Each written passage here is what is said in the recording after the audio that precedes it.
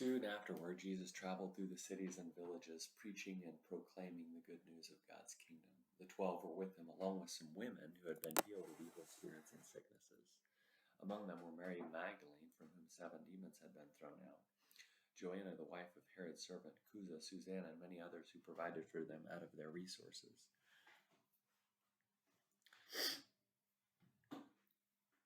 When a great crowd was gathering and people were coming to Jesus from one city after another, he spoke to them in a parable. A farmer went out to scatter his seed. As he was scattering it, some fell on the path, where it was crushed, and the birds in the sky ate it up. Other seed fell on rock.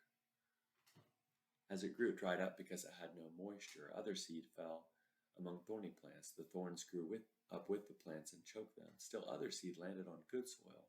When it grew, it produced 100 times more grain than was scattered. As he said this, he called out, "Everyone who has ears should pay attention." His disciples asked him what this parable meant. He said, "You have been given the mysteries of God's kingdom, but these mysteries are given to everyone else in parables, so that when they see, they can't see, and when they hear, they can't understand. The parable means this: the seed is God's word. The seed on the path are those who hear, but then the devil comes and steals the word from their heart so that they won't believe and be saved. The seed on the rock are those who receive the word joyfully when they hear it, but they have no root. They believe for a while, but fall away when they are tempted.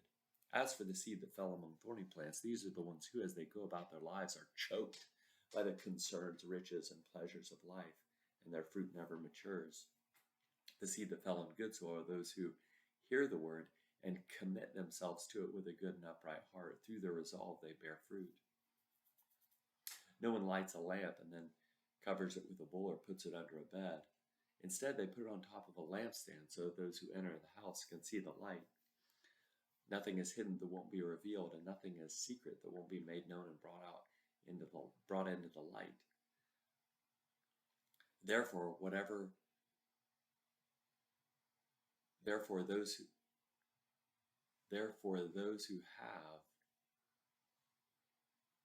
listen carefully. Those who have will receive more, but as for those who don't have, even what they seem to have will be taken away from them." Jesus' mother and brothers came to him, but were unable to reach him because of the crowd. Someone told him, "Your mother and brothers are standing outside wanting to see you." He replied, "My mother and brothers are those who listen to God's word and do it." Jesus and his disciples boarded a boat. He said to them, "Let's cross over to the other side of the lake." So they set sail. As they were sailing, he fell asleep. Gale-force winds swept down upon the lake. The boat was filling up with water, and they were in danger. So they went and woke Jesus, shouting, "Master, Master, we're going to drown." But he got up and gave orders to the wind and the violent waves. The storm died down and it was calm. He said to his disciples, "Where is your faith?" Filled with awe and wonder, they said to each other, "Who is this? He commands even the wind and the waves, the wind and the winds and the water, and they obey him." Jesus and his disciples sailed to the Gerasenes land, which is across the lake from Galilee. As soon as Jesus got out of the boat, a certain man met him. The man was from the city and was possessed by demons.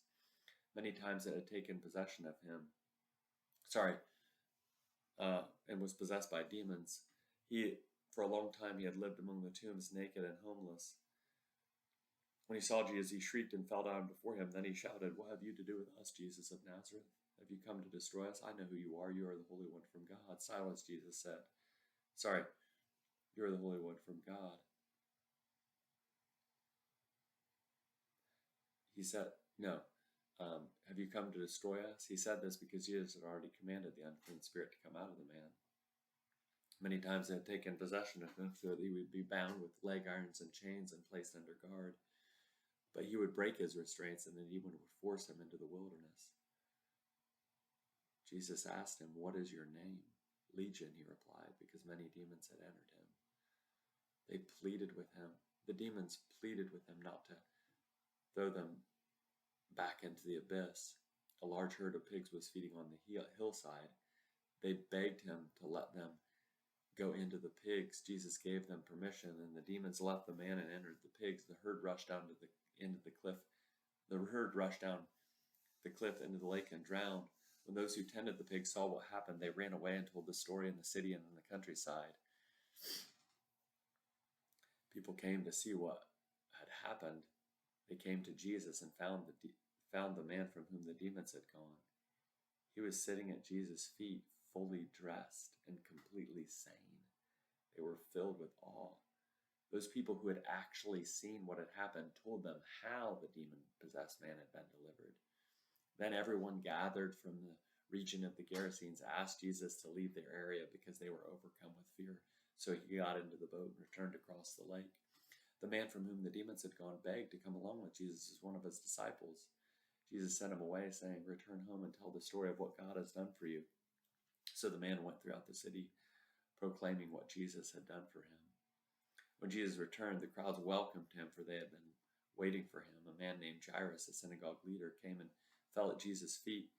He pleaded with him to come to his house because his only daughter, a 12-year-old, was dying. As Jesus moved forward, he faced smothering crowds. A woman was there who had been bleeding for 12 years. She had spent her entire livelihood on doctors, but no one could heal her. She came up behind him and touched the hem of his clothes, and at once her bleeding stopped. "Who touched me?" Jesus asked.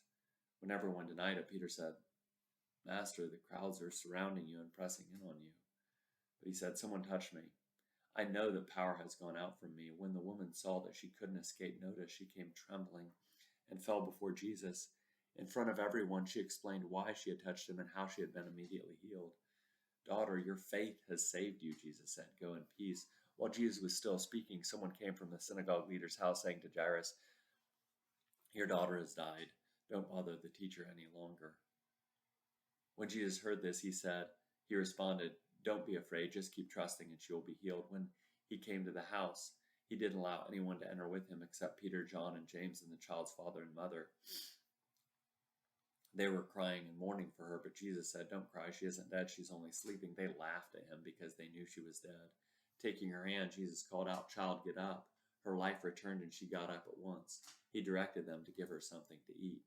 Her parents were beside themselves with joy, but Jesus ordered them to tell no one what had happened.